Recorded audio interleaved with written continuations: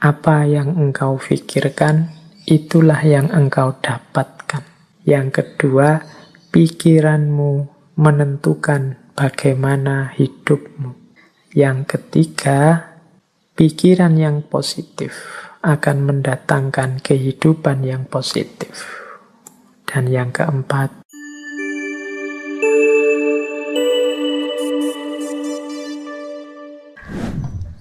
seven cosmic law. Ini sebelum masuk spesifik ke arah the law of attraction. Law of attraction itu salah satunya saja.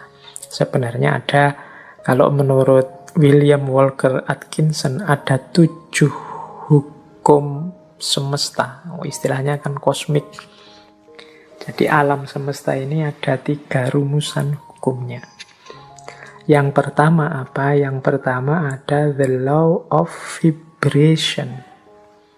The law of vibration itu segala sesuatu itu bergetar.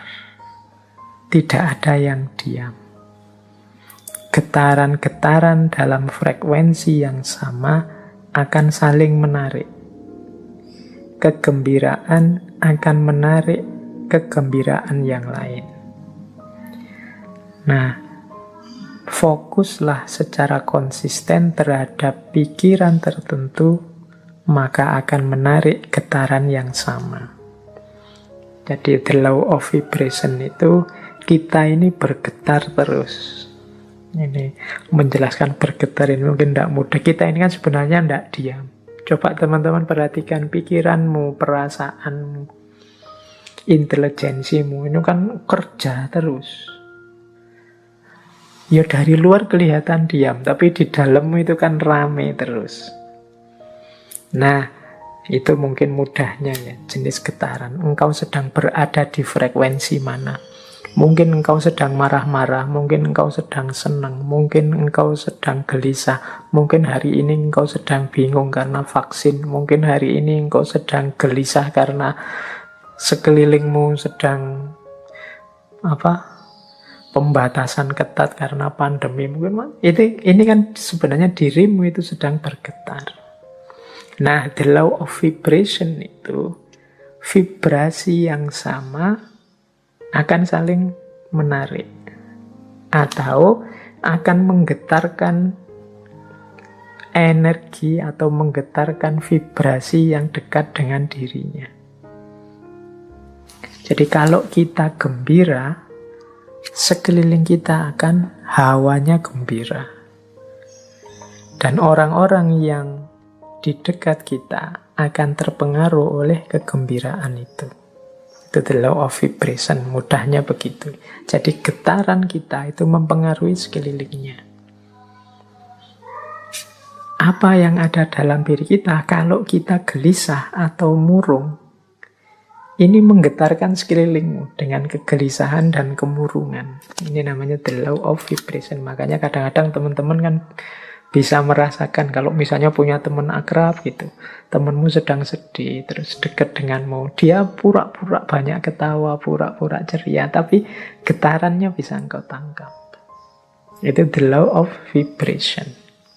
Jadi getaran yang ada dalam diri kita itu akan menarik frekuensi yang sama dari yang ada di sekeliling kita. Kalau teman-teman dekat dengan teman yang sedang sedih, sedang gelisah, sedang susah, sekali-sekali dia tampak nangis, itu kan kita ikut terus hanyut dalam situasi kesedihannya, ikut dalam kemurungannya. Nah, ini ilustrasi mudah. Kalau teman-teman dekat dengan teman yang sedang senengnya luar biasa, cerianya luar biasa karena tujuannya tercapai gembira, itu kita dekat dia juga ikut gembira. Jadi getaran yang ada dalam diri orang lain bisa mempengaruhi getaran yang ada dalam diri kita. Demikian pula sebaliknya. Jadi kegembiraan akan mendatangkan kegembiraan, kesedihan juga akan mendatangkan kesedihan. Ini the law of vibration namanya. Menyikapi the law of vibration itu Seperti apa? Ya menurut William Walker Atkinson adalah fokuslah pada yang baik-baik, yang indah-indah, yang nyaman-nyaman di pikiranmu. Apa yang engkau inginkan, fokuskan ke situ pikiranmu terus. Jadi getaran kesuksesan, getaran cita-cita keberhasilan, getaran cita-cita kebahagiaan itu biar menyebar kemana-mana dan menarik itu ke dalam dirimu. Yaitu, ayo mikir yang positif-positif saja. Ayo menginginkan yang baik-baik saja. Ayo mengharapkan yang nyaman-nyaman saja, yang damai-damai saja. Lalu itu nanti itulah yang akan hadir karena tertarik oleh getaran keinginan kita, getaran yang ada dalam diri kita. Itu namanya the law of vibration. Itu hukum yang pertama. Jadi, carilah frekuensi yang bagus, getaran yang bagus dalam dirimu. Dan hidupkan itu biar mempengaruhi sekelilingmu. Yang pertama itu cosmic law, yang kedua the law of relativity. Dalam hidup ini berlaku hukum relativitas. Relativitas mungkin tidak persis sama seperti relativitasnya Einstein. Tapi relativitas di sini adalah mudahnya begini. Tidak ada sesuatu yang bisa kita pahami sampai kita hubungkan dengan sesuatu yang lain. Apakah itu tentang sifat, nilai, kualitas, atau artinya sesuatu dan lain sebagainya, itu kita akan susah memahami kalau kita tidak menghubungkannya dengan yang lain. Itu namanya the law of relativity. Yo, ilustrasi mudahnya, misalnya sampean mau menilai saya, Pak Faiz itu wajahnya seperti itu masuk kategori ganteng apa jelek? Itu kan susah kamu jawab, mungkin ya sungkan barang, tidak berani ngomong. Tapi mudahnya itu, kalian ngerti saya cakep apa jelek, itu kan ketika dibandingkan, dihubungkan dengan yang lain. Mungkin dengan wajahnya orang lain, kalau dihubungkan dengan yang lebih cakep, ya saya tidak ada apa-apanya. Tapi kalau kamu cari yang lebih drop, jauh lebih jelek, mungkin saya ya masuk kategori ganteng. Itu the law of relativity. Indonesia ini negara yang nyaman, maju, atau negara yang terbelakang, mundur? Itu jawabmu mesti susah, karena parameter bisa macam-macam orang bikin. Mudahnya apa? Relatif. Relatekan dengan sesuatu yang lain. Jadi jawabannya mestinya, yo kalau dihubungkan dengan negara ini kita masih terbelakang. Tapi kalau kita sambungkan dengan negara ini ya masih lumayan. Kita masih tergolong lebih maju. Itu namanya the law of relativity. Jadi ini hukum alam yang kedua. Nah, maksudnya apa William Walker ini menunjukkan the law of relativity? Ya, hendaknya kita ini selalu menghubungkan situasi yang kita alami dengan yang lebih buruk atau lebih kurang atau di bawah kita. Tujuannya apa? Biar kita bersyukur. Semua kegelisahan, ya mungkin tidak 100% lah, sebut saja 90% kegalauan, kegelisahan kita hari ini, itu muncul karena kita merelasikan diri dengan sesuatu yang lain, yang lebih tinggi, lebih bagus, lebih sukses, pokoknya lebih segalanya dari kita. Akhirnya kita tidak mampu untuk bersyukur. Mau bersyukur itu lebih berat karena kita melihat hidup kita ini serba kurang. Kita salah mencari relasi, menghubungkan diri kita dengan apa. Karena tiap hari mungkin engkau melihatnya artis siapa, atau melihatnya tokoh siapa, atau kiblatmu orang besar siapa, itu terus orang kaya siapa, itu terus orang sukses siapa, itu terus, sehingga ketika menengok dirimu yang lahir hanya pesimisme, underestimate, merasa betapa tidak berharganya dirimu dan lain sebagainya, akhirnya tidak bisa bersyukur. Nah, untuk bisa bersyukur, ingatlah the law of relativity tadi. Kalau engkau mau melihat yang lebih bawah darimu, masih banyak. Ada mahasiswa yang sumpek sekali karena semester akhir belum punya pacar misalnya. Dia lupa bahwa dia jadi mahasiswa itu aja sudah kelebihan yang luar biasa. Benchmarknya mungkin temennya. Benchmark itu tempat dia mengukur, tempat dia merelasikan diri, itu temennya yang sudah punya pacar. Tapi dia lupa, dalam dirinya ada banyak kelimpahan, ada banyak kelebihan. Dia sibuk hanya satu kekurangan ini. Ini biasanya karena salah merelasikan diri. Akhirnya susah bersyukur. Nah, itu hukum alam yang kedua, law of relativity. Ayo, untuk banyak hal, ya tidak untuk semua hal ya, untuk beberapa hal, law of relativity ini kita pakai ya untuk yang baik-baik, sholat, ibadah, untuk tekun belajar. Nah, kita ambil yang level tinggi biar kita semangat untuk meniru yang baik-baik. Tapi untuk hal-hal tertentu kita ambil standar yang lebih di bawah kita, sehingga kita tidak lupa untuk bersyukur. Nah, yang ketiga, the law of cause and effect. Hukum sebab akibat. Kalau ini saya tidak perlu menjelaskan ya, kalau dalam Islam ya ada famay ya'mal misqala dzarratin khairan yarah wa may ya'mal misqala dzarratin syarran yarah. Ada aksi, ada reaksi. Ada sebab, ada akibat. Maka menghadapi hukum yang semacam ini, marilah kita ciptakan dalam hidup ini sebab yang baik-baik saja. Sebab-sebab yang produktif, yang sukses, yang unggulan, sehingga kita mendapatkan akibat juga yang sukses, yang unggulan. Jadi karena ada sebab, ada akibat. Kalau ingin akibat yang bagus, ya ciptakanlah sebab yang bagus. Ini hukum alam juga. Tidak mungkin dari kemalasan lahir keberhasilan misalnya, makanya jangan malas. Tidak mungkin dari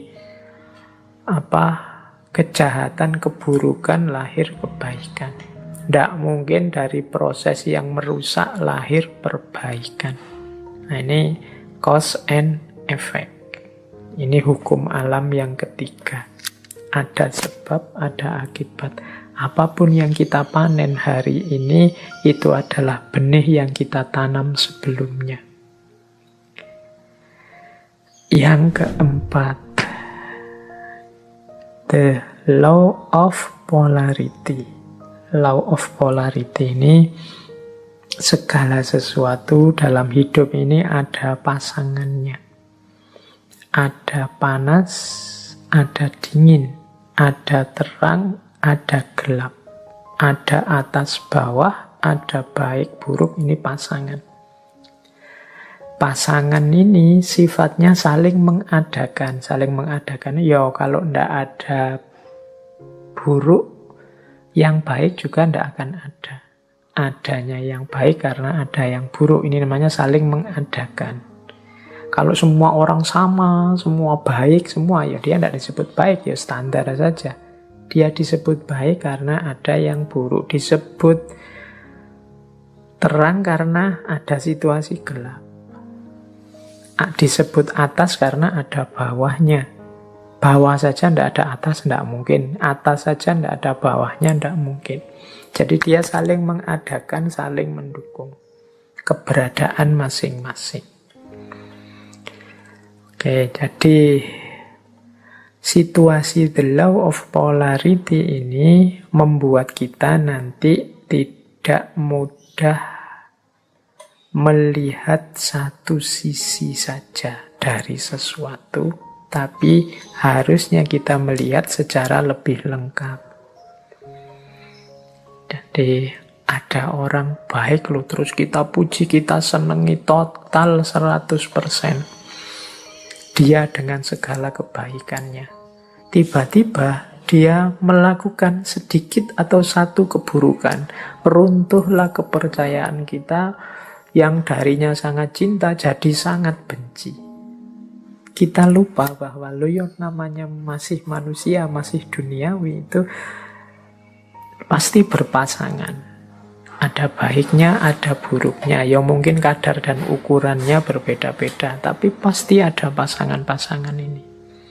Kita sering tidak siap menerima situasi yang kebalikan dari kenikmatan, kenyamanan yang kita rasakan hari ini. Padahal itu ya berpasangan.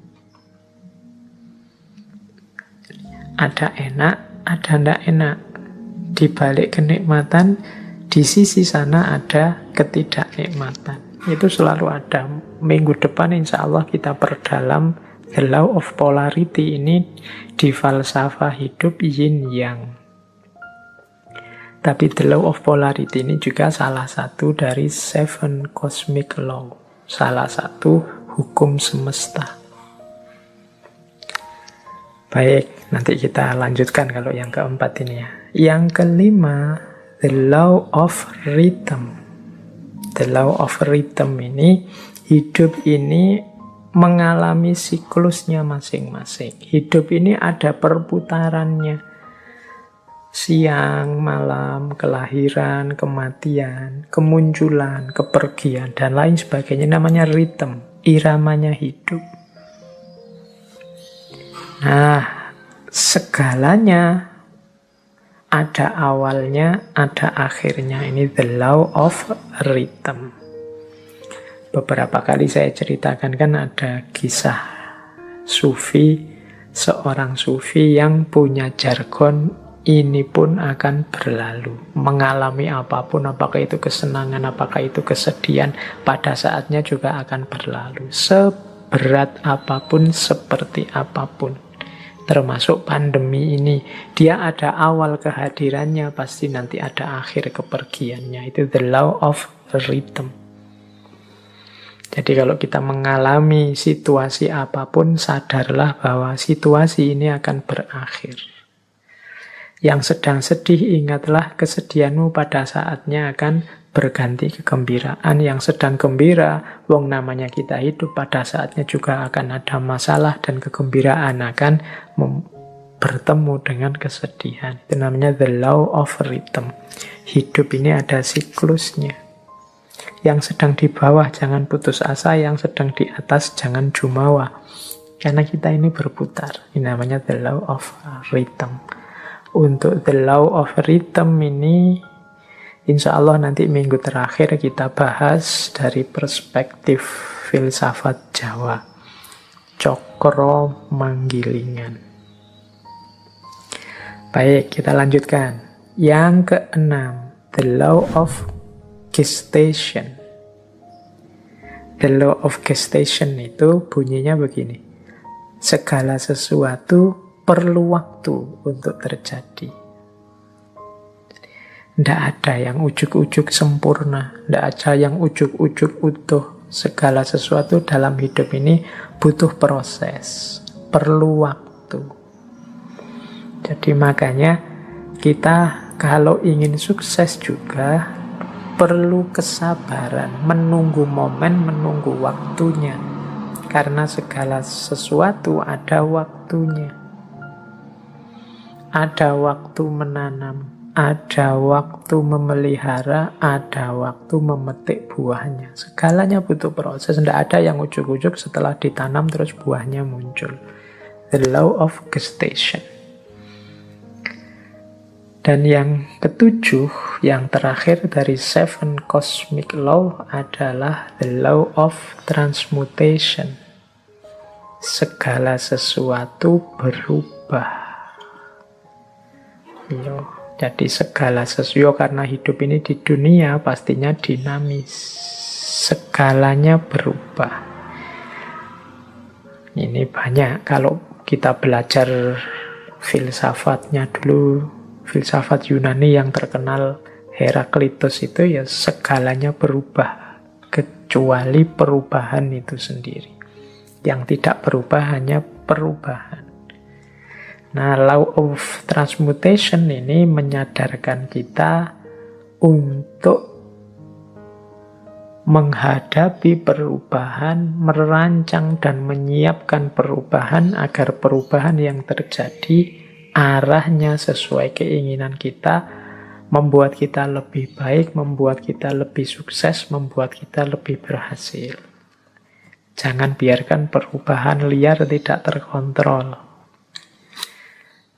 Baik, ini 7 cosmic laws. Ini alam semesta. Di level batinnya itu ada 7 mekanisme ini. Ini kalau menurut teorinya Walker Atkinson.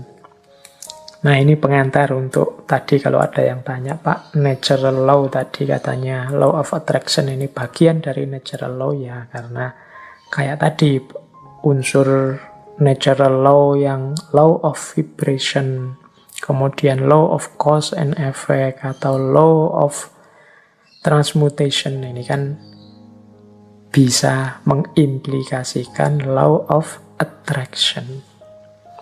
Baik, kita masuk sekarang ke law of attraction-nya sendiri. Basic principles, prinsip-prinsip dasarnya law of attraction itu di catatan saya secara umum ada 4. Yang pertama, apa yang engkau pikirkan, itulah yang engkau dapatkan. Yang kedua, pikiranmu menentukan bagaimana hidupmu. Yang ketiga, pikiran yang positif akan mendatangkan kehidupan yang positif. Dan yang keempat, pikiran yang negatif akan mendatangkan kehidupan yang juga negatif.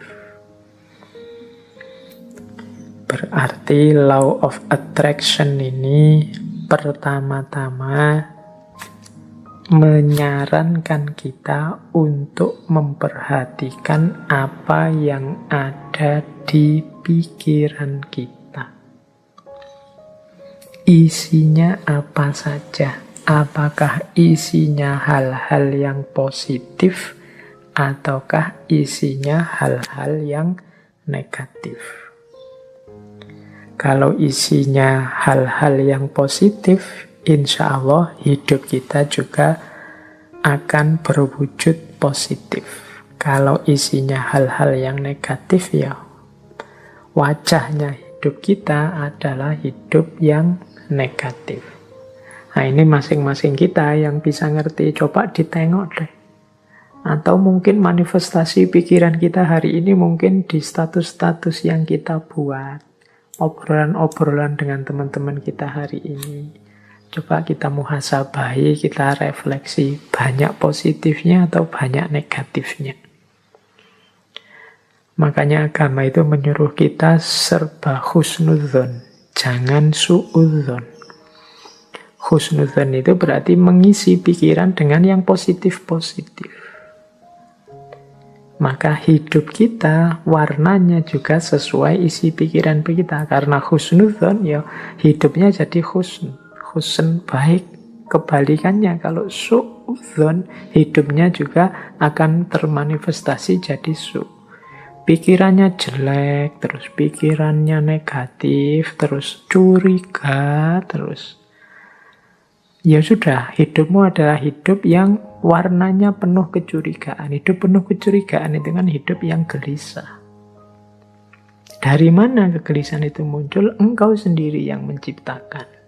Dengan suudzonmu tadi, prasangka burukmu tadi. Coba tadi kamu prasangka baik, hidupmu jadi tenang. Dari mana ketenangan itu datang? Ya engkau ciptakan sendiri tadi, karena engkau suudzon. Ya bayangkan ya mudahnya, misalnya kalian apa wis mau naik kendaraan umum, naik bis apa kereta. Itu kalau pikiranmu serba prasangka buruk, jangan-jangan nanti dicopet, jangan-jangan nanti di tengah jalan keretanya tabrakan mogok, jangan-jangan pikirannya jelek terus. Maka kalian tidak akan bisa menikmati perjalanan. Sepanjang jalan mungkin kamu gelisah, ini jangan-jangan nabrak, jangan-jangan nanti ketemu orang jahat, jangan-jangan tidak tenang perjalananmu. Dari mana ketidaktenangan itu datang? Ya kamu awali dari pikiranmu sendiri tadi. Tapi coba engkau husnudzon, jadi pikiran yang bersih, tidak curiga, yakin dengan kenyamanan, keamananmu, ya perjalananmu nyaman. Tadi kalau dirumus teori vibrasi tadi, ya kenyamanan, keamananmu akan menarik sekelilingmu, frekuensinya juga jadi nyaman, jadi aman. Tapi kecurigaan, kegelisahanmu juga akan melahirkan kecurigaan, kegelisahan di sekelilingmu. Hidupnya jadi tidak nyaman. Nah ini basic prinsipnya, mudahnya penjelasannya begitu. Jadi kalau kita isinya negatif-negatif saja, ya energi negatif yang kita tarik dalam hidup. Pandemi ini kan melahirkan jutaan gagasan negatif. Mungkin lebih dari itu, saya sebutnya jutaan, jangan-jangan puluhan juta atau ratusan juta seluruh dunia. Bayangkan energi negatif yang lahir dari jutaan pikiran yang negatif. Sakitnya sama. Tapi kalau kita hadapi dengan optimis atau dengan pesimis, itu kan kesannya, rasanya beda. Itu the law of attraction. Semakin negatif isi pikiran kita, ya semakin keruh hidup kita. Asalnya ya kita sendiri yang mengundang kekeruhan itu. Makanya ada quote dari Napoleon Hill. Napoleon Hill ini juga tokoh spiritualis yang sering juga menulis buku-buku coraknya self-improvement atau self-help. Dia bilang begini, keep your mind fixed on what you want in life, not on what you don't want. Ini beliau ngasih tips, simpanlah di kepalamu, isi saja dengan apa yang engkau inginkan, bukan apa yang tidak engkau inginkan. Contohnya misalnya tadi ya, mau naik kendaraan umum, kereta apa pesawat. Niatnya apa? Saya naik pesawat semoga aman. Ini lebih positif daripada saya niat naik pesawat semoga tidak tabrakan. Nah ini kata-kata tidak tabrakan ini oleh Napoleon Hill disebut negatif. Jadi mending kita pakai kalimat yang positif untuk menghadirkan tadi energi dan vibrasi yang positif. Jadi simpanlah hal-hal yang positif di kepala, bukan hal yang negatif. Begitu kita misalnya hari ini ada pandemi, ya mari kita berdoa semoga kita sehat. Bukan fokus pada semoga penyakitnya tidak menyerang kita. Itu ada tidaknya. Tidak itu mudahnya didefinisikan sebagai negatif. Nah, negatif-negatif ini ya akan berkumpul energinya di sekeliling kita. Jadi lebih baik menggunakan kalimat yang positif. Insya Allah Indonesia akan berhasil mengatasi pandemi ini. Insya Allah upaya yang dilakukan pemerintah akan sukses. Nah ini menghindari kalimat-kalimat yang negatif. Jangan-jangan meskipun sudah begini masih belum sukses. Jangan-jangan itu kalimat-kalimat kekhawatiran, kalimat-kalimat negatif. akan berpengaruh. Jadi kuncinya the law of attraction itu hindari pikiran-pikiran negatif, hindari pernyataan-pernyataan yang negatif. Karena itu akan menjadi kunci hadirnya energi-energi yang negatif di sekeliling kita. Itu ada quote juga yang saya bawa dari Henry Ford. Teman-teman mestinya kenal tokoh ini. Ini berhubungan dengan otomotif ini. Henry Ford. Ada quotes yang terkenal sekali dari Henry Ford ini. Whether you think you can or you can't, either way you are right. Apakah engkau menganggap dirimu mampu atau tidak, dua-duanya benar. Kita kan sering menggunakan kalimat-kalimat yang mengekspresikan ketidakmampuan diri. Aku ndak bisa baca loh, aku ndak cakep loh, aku ndak bisa ngomong di depan publik loh, aku ndak bisa menari, aku ndak bisa berenang, aku ndak bisa menyanyi. Ya sudah, karena kita sendiri deklarasi kita ndak bisa, ya akhirnya ya kita memang ndak bisa. Padahal kalau mau kita bisa kok. Saya ndak bisa Pak ngomong di depan orang banyak, jadi yo iso. Cuma karena sudah merasa ndak bisa, ya selesai dengan ketidakbisaanmu. Saya ndak bisa Pak kalau harus menyanyi itu, saya menyanyi itu trauma sekali. Mungkin ya bisa, kalau kamu mau belajar tetap bisa. Semua orang mungkin ya bisa nyanyi. Cuma ya karena ndak mau saja, akhirnya ya memang ndak bisa beneran. Wah, matematika itu saya ndak bisa Pak. Wah, filsafat itu apalagi Pak. Puyeng saya ndak bisa. Ya sudah, engkau menganggap tidak bisa, ya engkau tidak bisa. Kalau kamu percaya engkau bisa, pasti engkau juga bisa.